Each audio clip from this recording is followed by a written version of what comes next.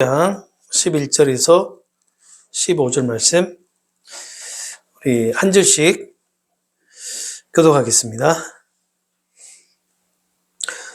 소안의 방백은 어리석었고 바로의 가장 지혜로운 모사의 책략은 우둔하여졌으니 너희가 어떻게 바로에게 이르기를 나는 지혜로운 자들의 자손이라 나는 옛 왕들의 후예라 할 수 있으리야.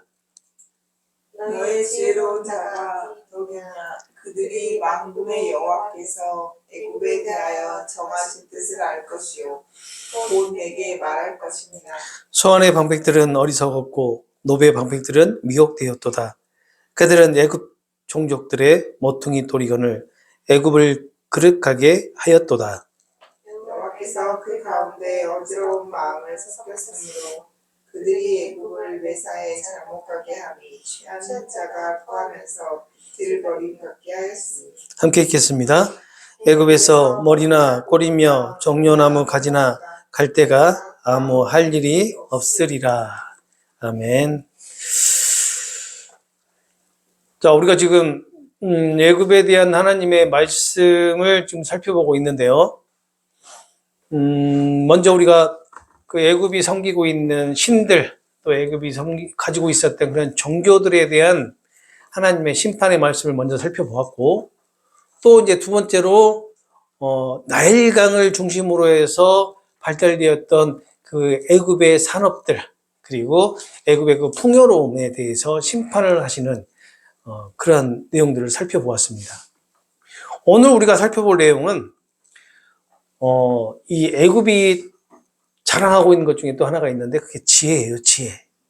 그 지혜에 대한 하나님의 심판이 어떻게 이루어지는지에 대해서 함께 살펴보도록 하겠습니다.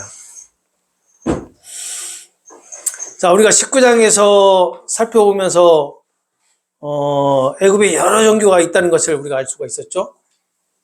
그리고 이 애굽의 경제력을 자랑할 만할 것 같다라는 것을 우리가 알 수가 있었어요.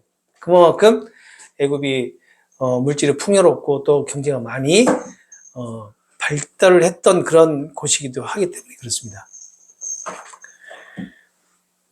그런데 또 오늘 우리가 살펴볼 지혜, 이 지혜에 대한 자랑거리도 상당하죠. 왜냐하면 애굽에는 잠언집이라고 하는 그런 지혜 문학이 발달되어 있었기 때문에 그래요.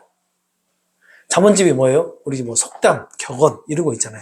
그런 집들이 이미 아마 제가 자료를 찾아보니까 고대 애굽 때부터, 그러니까 문자가 개발될 때부터, 발견될 때부터 이미 이 잠언집은 있었다라고 이렇게 기록이 돼 있더라고요. 그만큼 이 애굽이 다른 건 몰라도 지혜에 대한 그런 자존심을 가지고 있었던 곳이기도 합니다.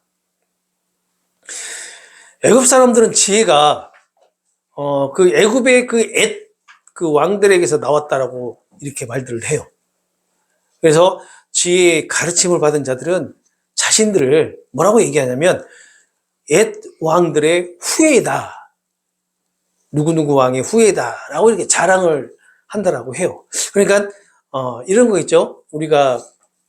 제가 지금 박사 코스를 하고 있는데 박사 코스에서 저를 가르치는 선생님은 누구의 제자고, 또 저는 또 우리 선생님의 제자고, 또 그 선생님은 그 위의 선생님은 또 누구의 제자고 하는 그런 일종의 자부심이라고 할까요? 자부심. 유명한 신학자의 제자였던 선생님이 내가 이제 그 선생님의 제자로 들어가서 그분에게 지금 공부를 하고 있고, 이러냐 그게 계속 연결되다 보면 저도 나중에는 저희 선생님은 누구입니다. 저는 그분에게 이렇게 제가 지금 박사 코스를 지금 바오신학을 하고 있는데요. 바오신학을 지금 제가 배우고 있습니다. 배웠습니다. 나중에는 이제 박사 코스 이제 논문이 이제 통과가 되고 그러면 선생님은 누구 선생님입니다. 라고 얘기를 하듯이 이렇게 애굽에서 이렇게 지혜자라고 했던 사람들은 이런 식으로 옛 왕들의 저는 후예입니다. 누구 왕의 후예입니다. 라고 이렇게 자랑을 했다라는 거예요. 왜냐하면 아까도 말씀드렸지만 그러한 지혜가 애굽의 왕들에게서부터 본인들에게 주어졌다, 온다라고 믿었기 때문이에요. 그렇다면 그렇게 자랑을 했던 그 애굽에 말하는 지혜는 과연 어떤 것들일까? 아까도 말씀드렸지만 지혜 문학, 그러니까 잠언집이라든지 이런 거겠죠. 그리고 정치, 그리고 자연과 인생에 대한 성찰. 이게 뭘까요? 자연과 인생에 대한 성찰. 이걸 뭐라고 할까요? 철학. 등의 이런 것들이 많이 발달을 했을 정도예요. 아까도 말씀드렸지만 자본집이 있을 정도였으니까요. 그런데 오늘 본문에서는 이 애굽의 옛 왕들에게 물려받은 지혜자들의 그 지혜가 너무나 어리석은 것이다 라고 지금 얘기를 하고 있단 말이에요. 왜냐하면 그렇게 그 애굽의 옛 왕들한테 받은 지혜를 가지고 있는 자들이 하나님의 뜻을 나타내 주셔도 깨닫지를 못하고 있기 때문에 그렇습니다. 그리고 또 이사야 선지자는 그러한 내용을 지금 예언을 하고 있는 거예요. 하나님의 뜻을 이 지혜자들에게 나타내 주셨는데도 불구하고 이 지혜자들이 이 하나님의 뜻을 깨닫지 못하고 있다는 것을 지금 예언하고 있는 거예요. 그래서 이사야 선지자는 11절에 이렇게 말을 하죠. 소환의 방백은 어리석었고 바로의 가장 지혜로운 모사의 책략은 우둔하여졌으니 너희가 어떻게 바로에게 이르기를 나는 지혜로운 자들이 자손이라 나는 옛 왕들의 후예라 말할 수 있느냐라고 얘기를 합니다. 좀 쉽게 말해보면 이렇습니다. 소환의 지도자들은 정말 어리석은 사람들이다라는 거예요. 스스로 지혜롭다고 여기는 이 바로의 참모들, 모사들이죠. 참모들. 모사가 뭐냐면 책사. 이 사람들은 어리석은 조언만 한다는 거예요. 바로에게. 바로가 뭐냐면요. 파라오라고 해요. 파라오. 그냥 왕을 뜻합니다. 왕. 바로 왕이 아니라 바로가 왕이에요. 왕. 그러니까 애굽의 왕의 모사들, 참모들이죠. 참모들이 어리석은 조언을 누구에게 해요? 파라오에게 지금 하고 있단 말이에요. 그리고 이 지도자들이 방백들, 지도자들이 지금 어리석은 그런 얘기를 지금 하고 있다는 거예요. 왕에게.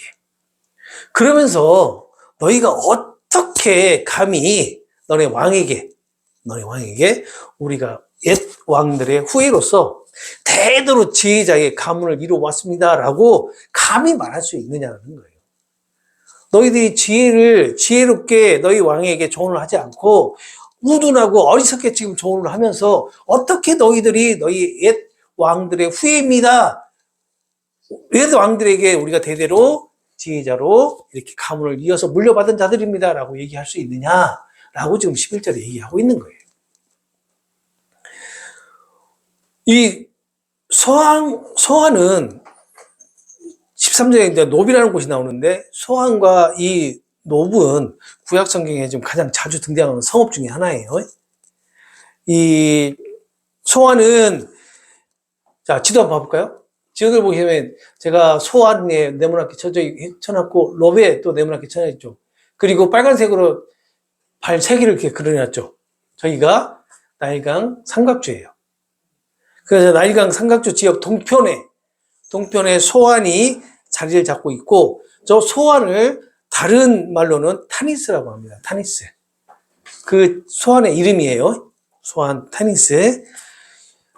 여기가 제가 이제 애굽에 대해서 말씀을 드리면서 상애굽, 하애굽 이렇게 나눠지고 분쟁이 일어나면서 서로 막 내란이 일어났다 했었잖아요. 저희가 하애굽이에요. 하애굽의 소환이 수도예요, 수도. 그리고 이사야 선지자가 이렇게 활동을 했던 그 시대의 애굽의 수도이기도 합니다. 저곳이 정권의 중심지였죠. 그렇다면 정권의 중심지였다면 그곳에 지혜자들이 많이 모여 있겠죠. 방백들이 많이 모여 있겠죠. 방백이라는 의미는 뭐냐면 그 왕 밑에 있는 지도자들을 얘기를 합니다. 오늘날의 각 부처장들 되겠죠. 뭐 장관들, 뭐 그런 사람들이 되겠죠. 국무총리, 뭐 법무장관, 뭐 국방부장관, 뭐 그런 사람들이 되겠죠. 그런 지도자를 의미하는데 최고 귀족 계급인 제사장 가문에 속한 사람들이 대부분이었다라는 거예요. 그 방백들이. 이들은 지혜와 학식은 이미 고대 애굽의 때부터 좀 뛰어나기로 유명했다고 합니다. 사실. 그런데 이 뛰어난 학식을 가지고 있고 뛰어난 지혜를 가지고 있었던 이 방백들이, 지도자들이 하나님의 심판의 직면에서는 어떻게 해요? 이것을 깨달아요? 못 깨달아요? 못 깨달아요. 못 깨달아버리는 그런 상황이 되다 보니까 이 지혜조차도, 이들이 가지고 있는 지혜조차도 하나님 앞에서는 아무 쓸모가 없는 것이 되었다. 라는 그런 의미로 지금 얘기를 하고 있는 거죠. 이 소환의 방백들은요, 애굽의 정책을 수립을 합니다.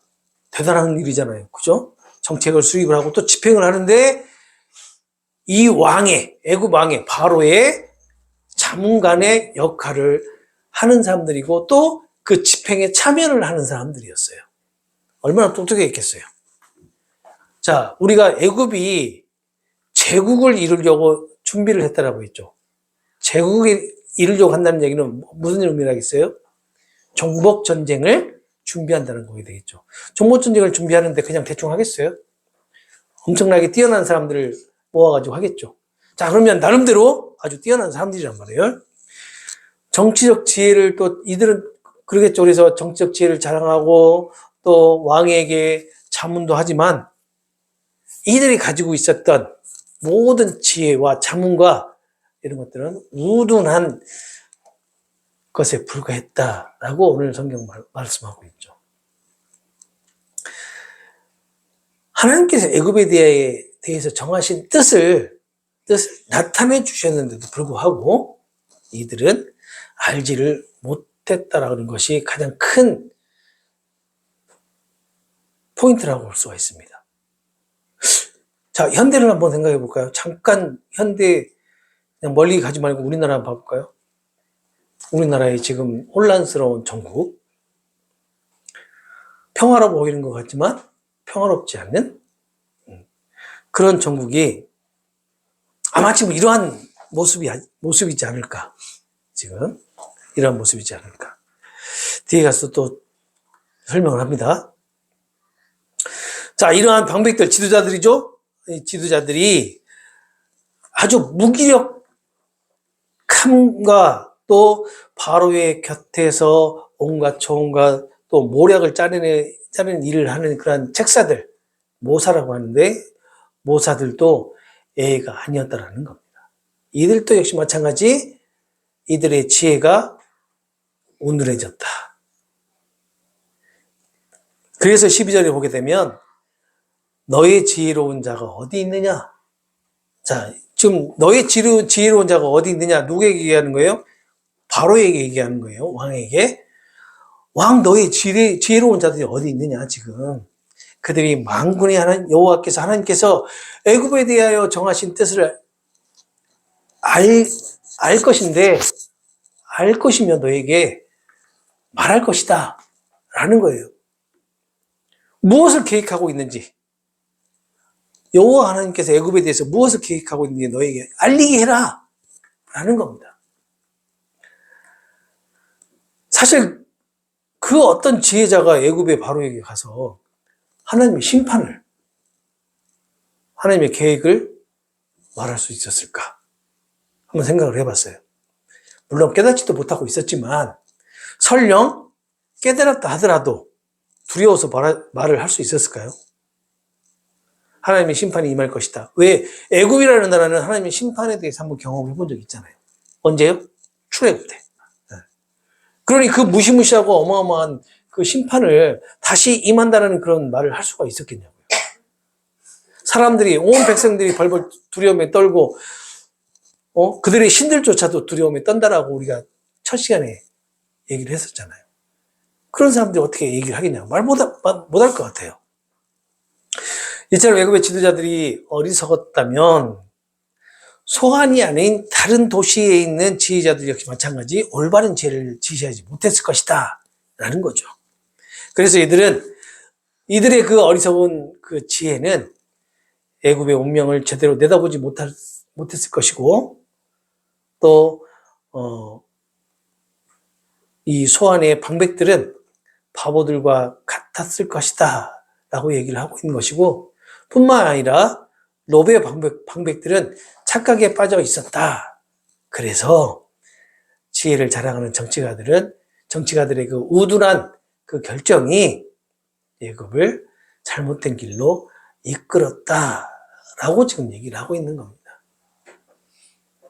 어느 시대 왕이나 어느 시대 왕조나 마찬가지인 것 같아요. 현대도 마찬가지고요. 이처럼 지휘자들이 애굽 사회의 모퉁이 돌 같은 존재였지만, 자, 잘 들으세요. 이러한 지휘자들, 방백들은요, 애굽 사회의 모퉁이 돌 같은 그런 존재였어요. 모퉁이 돌이 뭐예요? 주춧돌 있잖아요. 그렇죠. 주춧돌 같은 그런 존재였는데 이들이 뭐냐면 기초가 없는 모퉁이 돌이었어요. 기초가 없는 모퉁이 돌. 지금 어느 나라를 보는 것 같아요? 그렇죠. 기초가 없는 모퉁이 돌, 주춧돌. 어느 나라를 지금 보고 있는 것 같아요. 그 나라에 우리가 살고 있는 것 같아요. 저는 정치적인 발언을 잘 하지 않는데, 오늘 오늘 본문을 연구를 하면서, 와, 이 너무나 어느 나라하고 똑같다. 라는 생각이 들더라고요. 그냥 딱 이것을 분석을 하면서 정말 기초가 없는 모퉁이 돌 같다. 기초가 없는 주춧돌 같다. 아, 기초가 없는 어느 나라 같다. 라는 생각이 딱 들더라고요. 뒤에 비디오 다른. 아, 그래요.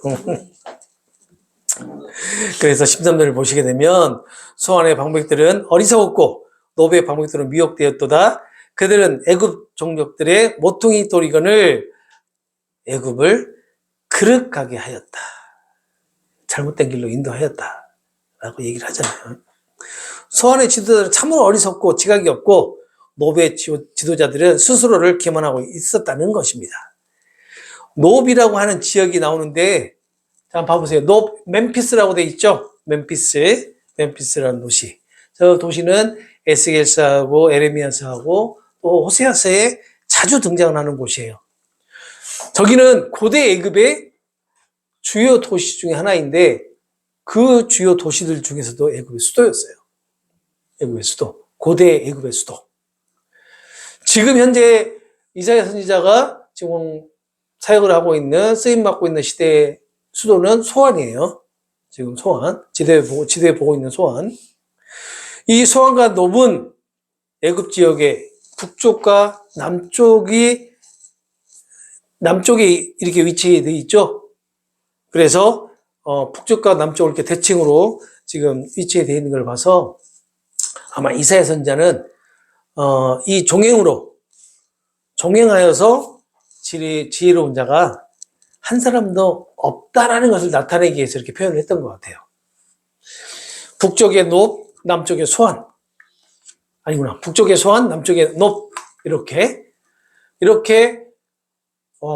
전체가 애굽 전체에 지혜자가 아무 한 사람도 없다. 그래서 여기서 말하면 지혜자는 어떤 지혜자? 하나님의 뜻을 헤아릴 수 있는, 깨달을 수 있는 그런 지혜자가 하나도 없다라는 것을 지금 얘기하고 있는 겁니다.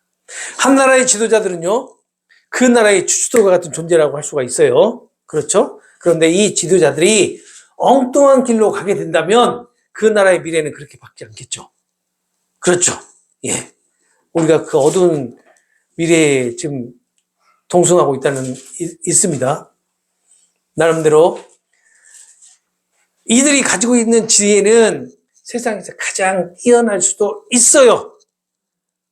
아니요, 가장 뛰어나다고 여길 수도 있습니다. 이 애굽의 방백들이 가지고 있었던 이 지혜는요, 저들은 하나님을 아는 지혜를 제외한 모든 세상의 지혜를 다 가지고 있기 때문에 그런 생각을 한단 말이에요. 하나님을 아는 지혜를 빼놓고 모든 이 세상의 지혜를 이들은 다 가지고 있어요. 그러니 이들이 세상에서 가장 뛰어난 지혜자들이다라고 판단할 수도 있어요. 그렇게 판단했을 것입니다. 그러나 이러한 지혜도 하나님 앞에서 어때요? 바람에 날아가 버리는 티끌과 같다라는 것을 이들은 깨닫지 못한 거예요. 이렇게 자신들만의 지혜를 자랑하는 애굽의 지도자들에게 14절에서 15절에 뭐라고 했는지 볼까요? 여호와께서 그 가운데 어지러운 마음을 섞으셨으므로 그들이 애굽을 매사에 잘못 가게 함이 어떻게 해요? 취한 자가 토하면서 비틀거림 같게 하였다라는 거예요. 애굽에서 머리나 꼬리며 종려나무 가지나 갈대가 아무 할 일이 없다라고 얘기를 하는데 하나님께서 친히 그들의 마음을 혼잡스럽게 하는 영을 부으셔가지고 지도자들이 애굽을 잘못 다스리게 하셨다라는 거예요. 그래서 마치 술에 취한 자가 토하면서 비틀거리듯이 애굽의 지도자들이 그렇게 정치를 하게끔 만들어버렸다. 누가요? 하나님께서. 우리가 애굽에 대한 예언을 살펴보면서 첫 시간에 애굽의 역사를 잠깐 살펴보았어요. 그때도 아까 말씀드렸지만 어떻게 해요? 분열과 내전으로 얼룩진 역사를 가지고 있는 나라였잖아요. 애굽이.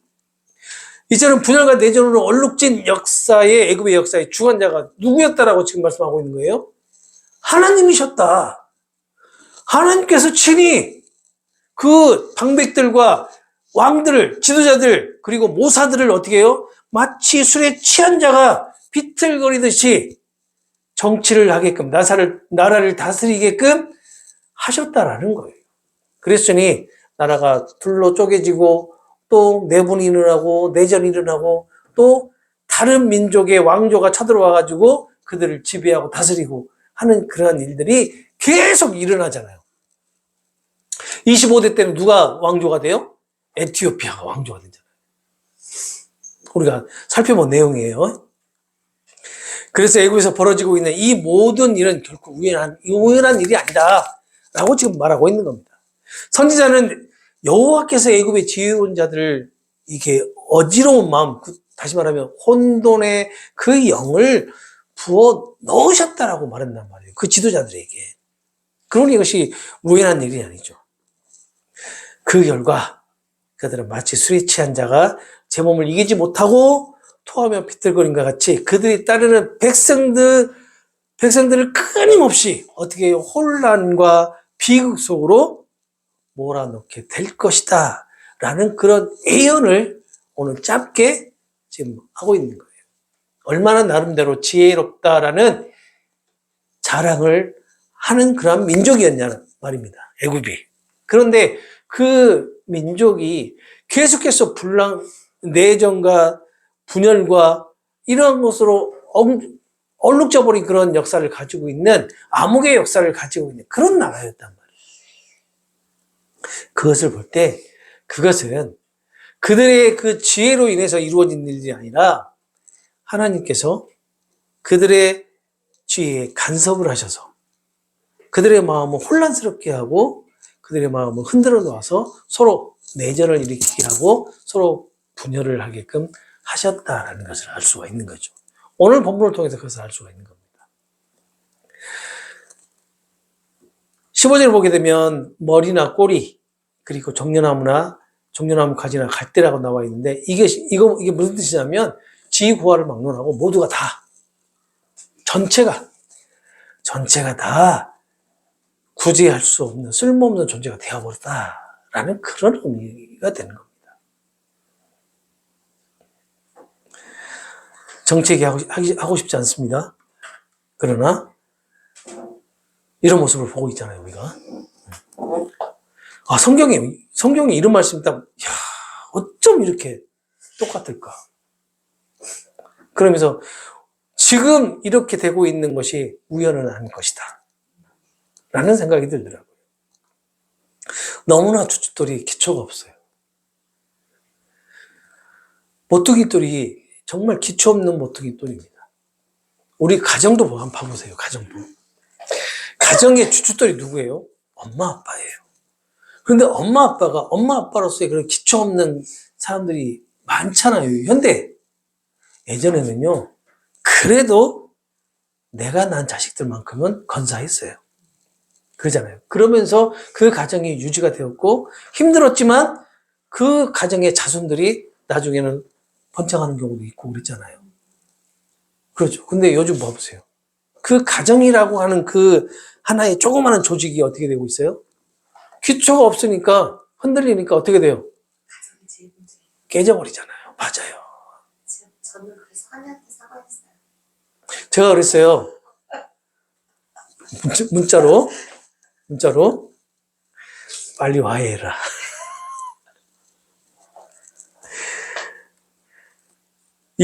우리가 지금 보고 있는 이제 애굽인 예로부터 이제 지혜로 유명했어요. 그리고 우리가 처음에 남유다의 주변국들을 심판하시는 내용 처음에 시작할 때 저쪽 위에 메소포타미아 지역을 얘기를 했었죠.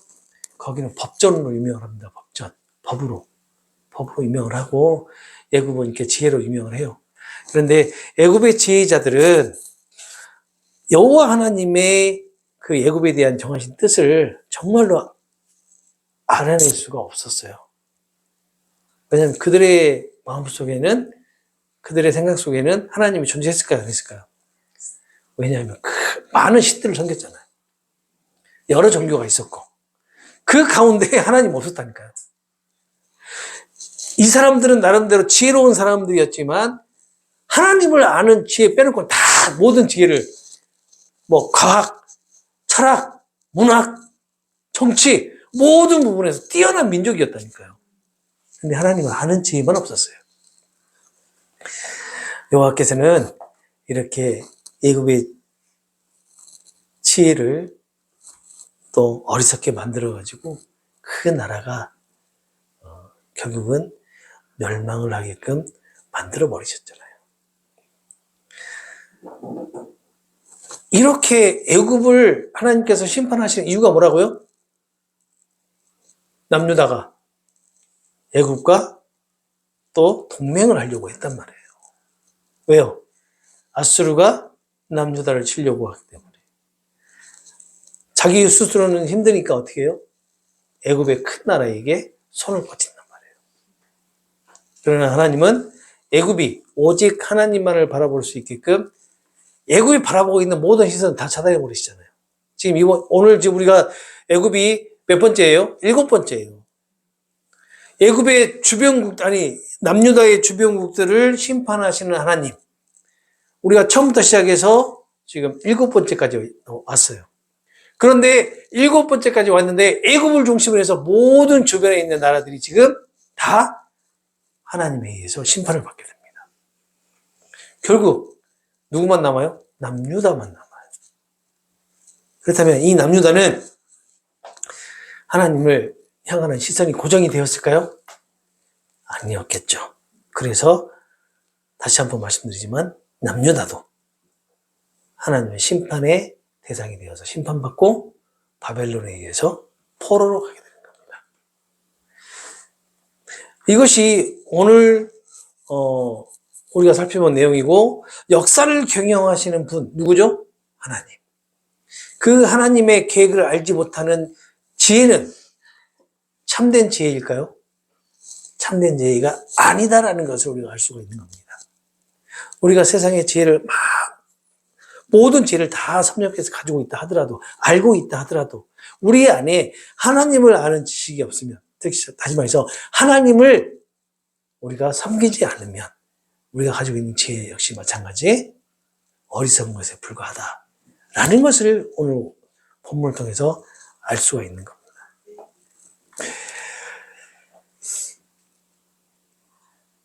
온 세상을 경영하시는 하나님의 이 의지를 모르는 자들은 반드시 이렇게 하나님의 심판의 대상이 된다라는 사실, 그리고 심판으로 인해서 그들에게 멸망이 주어진다는 사실을 오늘 꼭 깨달아야 될 것 같습니다. 오늘 본문을 통해서도 우리가 지혜롭다 라고 하는 그런 교만한 마음, 교만한 말은 가급적이면 하지 마시고 하나님의 지혜, 예수님께서 나에게 지혜를 주셔서 이렇게 지혜로운 삶을 살아가게 되었다. 이 지혜는 내 지혜가 아니라 하나님의 지혜다. 라고 고백하는 우리 모두가 되시기를 바랍니다. 네. 기도하겠습니다.